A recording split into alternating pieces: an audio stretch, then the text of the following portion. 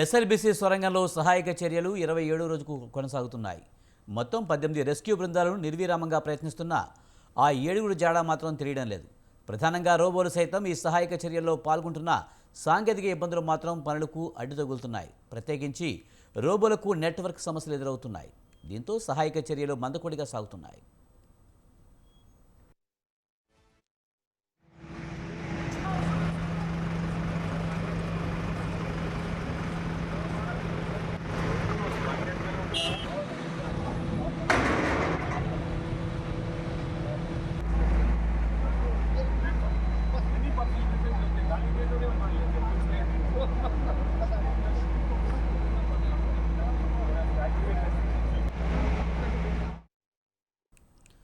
SLBC సొరంగంలో సహాయక చర్యలు 27 రోజు కొనసాగుతున్నాయి.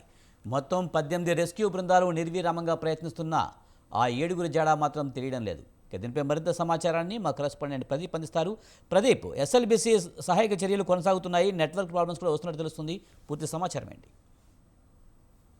శ్రీశైలం ఎస్ఎల్బీసీ ఛానల్లో ప్రమాదం జరిగి నేటికి 27 రోజులు అవుతున్నది. అయితే మొత్తం 57 మంది బృందం లోపలికి వెళ్ళగా దాదాపు 8 మంది మినహా మిగతా వాళ్ళందరూ స్వల్ప గాయాలు, తీవ్ర గాయాలతో బయటపడ్డారు. 8 మంది ఆచూకీ ఇంకా లభించలేదు. దానికి సంబంధించి వారం కింద గురుప్రీత్ సింగ్ సంబంధించిన మృతదేహం లభించడంతో వారికి మరో 7 మంది గల్లంతైన వారు ఇప్పటి వరకు కూడా ఆచూకీ లభించలేదు. అయితే దాదాపు ఈ ఎస్ఎల్బీసీ టన్నల్ ప్రమాదంలో దాదాపు 18 సహాయక బృందాలు అయితే రెస్క్యూ ఆపరేషన్ కొనసాగిస్తున్నటువంటి పరిస్థితులు ప్రభుత్వం కూడా సీరియస్ గా తీసుకుంది. అయితే దీనికి సంబంధించి ఇప్పటికే ఉత్తమ్ కుమార్ రెడ్డి ప్రత్యక్షంగాను పరోక్షంగాను ఇక్కడ ఏదైతే సహాయ బృందాలకు సంబంధించి ఎప్పటికప్పుడు సమాచారం తెలుసుకుంటున్నారు. ముఖ్యమంత్రి సైతం కూడా ఈ టన్నల్ సందర్శించి ఏదైతే సహాయక బృందాలతో చర్చించి రోబోలను కూడా వినియోగించాలని చెప్పడంతో కూడా రోబోలను కూడా ఇక్కడ వినియోగించిన పరిస్థితి. అయినా కానీ గల్లంతైన 7 ఆచూకీ మాత్రం ఇంకా లభించలేదని కూడా మనం చెప్పవచ్చు. అయితే ఈ రెస్క్యూ ఆపరేషన్ లో కీలకంగా ఏదైతే కెరడ నుంచి తెప్పించిన కెడవర్ డాక్స్ కీలకంగా మారినాయి.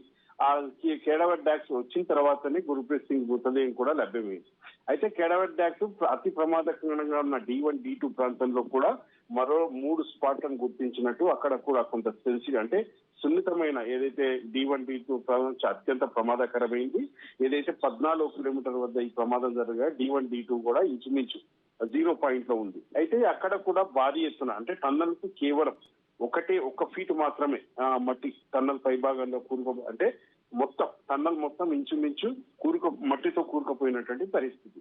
అక్కడ తవ్వకాలు చేయాలంటే భారీ ఎత్తున నీటి ఊట కూడా తవ్వకాలు జరిగితే వస్తుందన్న ప్రమాదానికి సహాయ బృందాలు అయితే వచ్చాయి. దానికి సంబంధించి అక్కడ తవ్వకాలు చేయాలంటే కూడా కొంత భయపడుతున్నటువంటి పరిస్థితి. అయితే కొంత సాహసం చేసి ర్యాట్ మైన్ హోల్డర్స్ అయితే మాన్యువల్ గా ఏదైతే తవ్వకాలు ప్రారంభించారో అయితే కింది నుంచి నీటి ఊట వీళ్ళు తవ్విన కొద్ది రావడంతో కొంత అక్కడైతే తవ్వకాలు ఆపినటువంటి పరిస్థితి. మరోవైపు ఏదైతే ఎన్డీఆర్ఎఫ్ తో పాటు ఎస్డీఆర్ఎఫ్ సిబ్బంది ఏదైతే అన్వి రోబోటిక్ సంస్థకు చెందిన ప్రతినిధులతో సహా దక్షిణ మధ్య రైల్వే తర్వాత ఈ ఏదైతే సింగరేణికి సంబంధించిన ఈ రెస్క్యూ ఆపరేషన్ బృందం నిరంతరాయంగా ఏదైతే సహాయ చర్యలు కొనసాగిస్తున్నప్పటికీ అవి ముందర పడడం లేదని కూడా మనం చెప్పొచ్చు.